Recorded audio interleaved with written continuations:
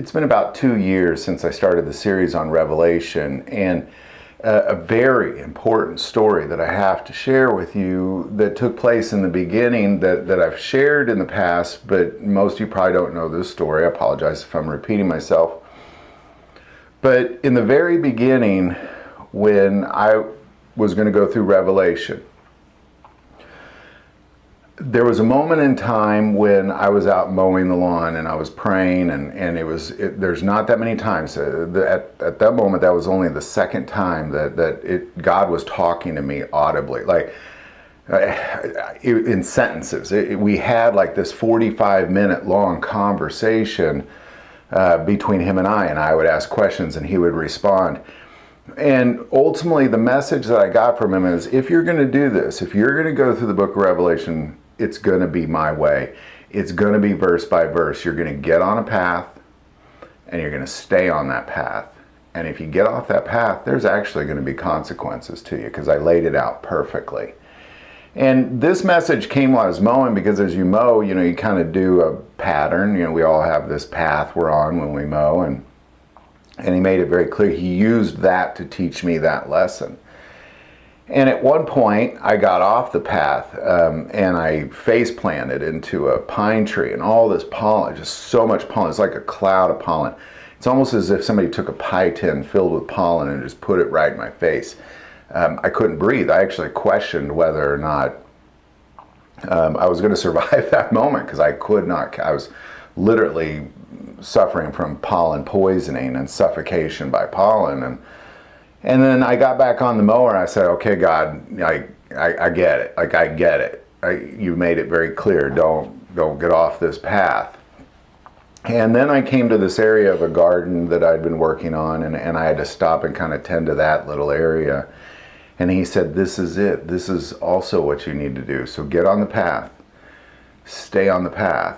Do not get off of the path, or there will be consequences. But every now and then, stop and make everything beautiful. And that's where we're at now. And the reason this is so important in this moment is because the last episode I just posted last night, End of Times episode 148, the title was literally "No One Shall Save You." It's a very dark message. Happens to be the part of Revelation we're at. It's a very dark place. But the beautiful thing about Revelation 18 is it's in chapter 19 that Jesus returns. It's always at the darkest moment that the light breaks through, and we are in the story. We're at the darkest moment, and I think that at one point last night I was also showing my wife that video, because I felt like God really spoke into that, and she told me that she kind of wished that I saw God the way she saw God, that she sees God. And it was really interesting, because I started to write down what it was she was saying. And as she spoke, I just smiled and smiled and smiled, because she was saying the same things I see. Like, she was seeing the same things I see, because I thought she was seeing something I didn't see. But it's about your interpretation of what it is you're seeing as well.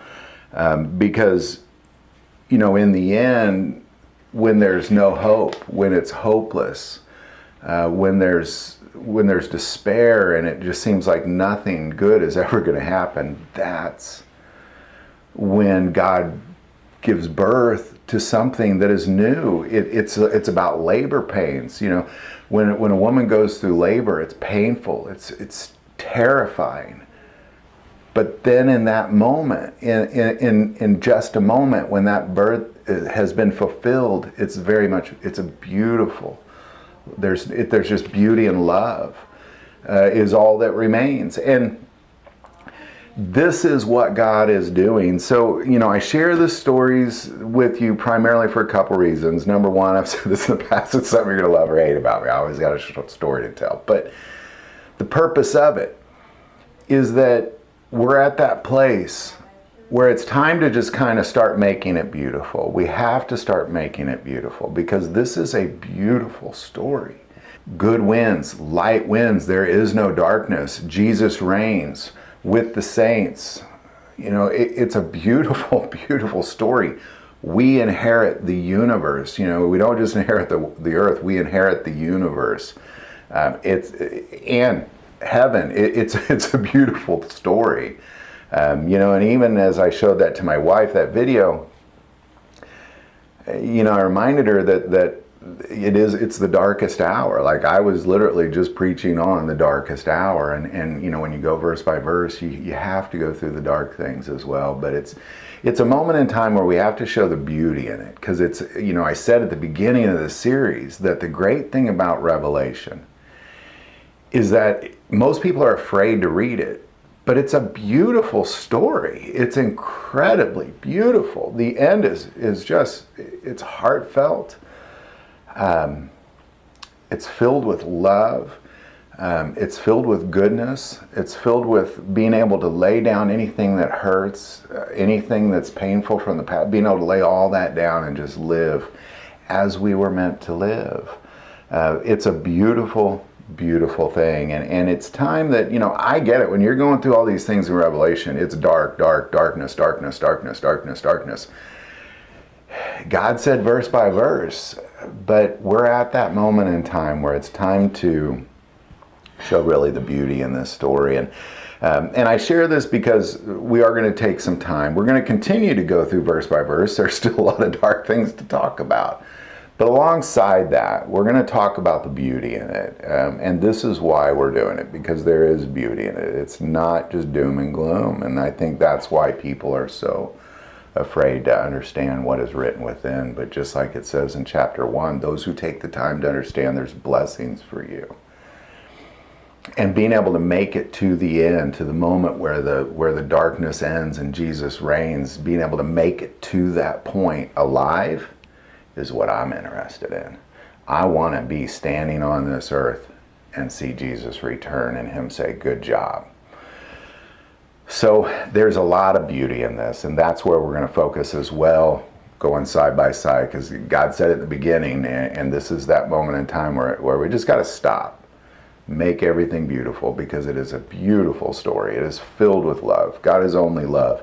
So when you look at the idea of no one shall save you, you know, if you watch that video, that's about Israel, and it's about Babylon. That's not about me, and that's not about you.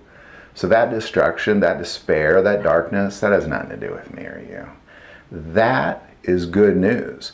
When we see Babylon get destroyed, what we're going to say is we're going to cheer, because we have been warred against by Babylon for 3.5 years. So when we see him finally get destroyed, there is nothing but justice and love in that event.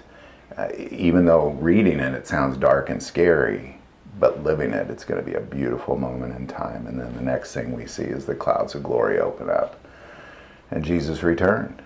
Again, it's a beautiful, beautiful story. So there you go. That we're going to just kind of pause. We're going to just make it beautiful the way that it was meant to be. It's not all doom and gloom. Any thoughts on that? Put in the comments below. If you like this video, click like and subscribe. Feel called to support this channel to Patreon. That link is also below. But the most important part of this channel, we take prayer requests. So please don't ever hesitate to send that in. Thank you for watching this episode of God, Family, and Guns. And as always, love God, love your family, and love guns.